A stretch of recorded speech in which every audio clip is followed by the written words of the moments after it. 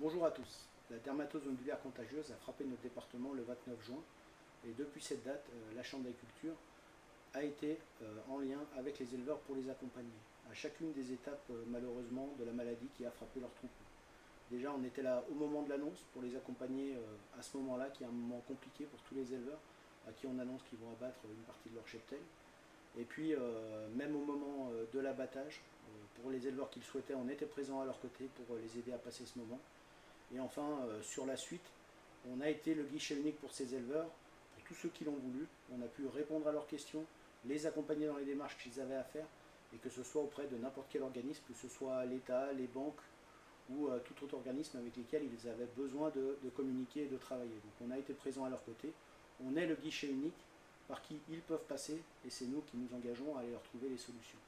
Grâce au réseau Réagir, bien sûr avec les bénévoles qui nous accompagnent, un travail qui est fait avec la MSA et puis les conseillers d'entreprise de la Chambre d'agriculture qui sont aux côtés des éleveurs pour les accompagner dans ces moments difficiles.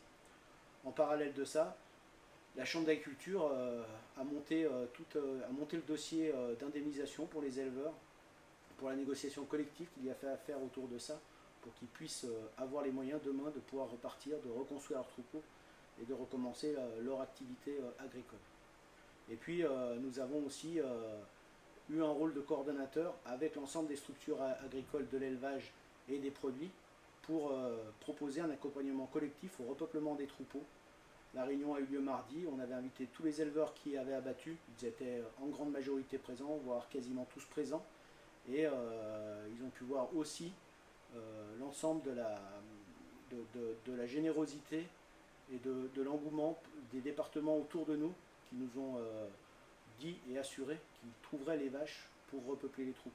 Je pense que ce message d'espoir a été important. Il y a une vraie solidarité dans le monde agricole qui s'est connue au moment de la vaccination, mais qui va se connaître aussi demain au moment du repeuplement des troupeaux.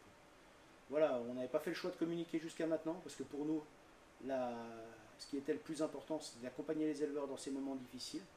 Mais je crois qu'il faut être capable aussi un peu de communiquer.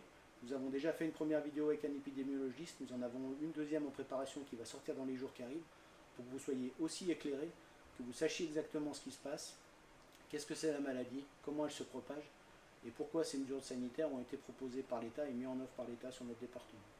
J'espère que bientôt on pourra annoncer la fin de la maladie sur notre département, et que vous serez tous et toutes débarrassés de cette maladie.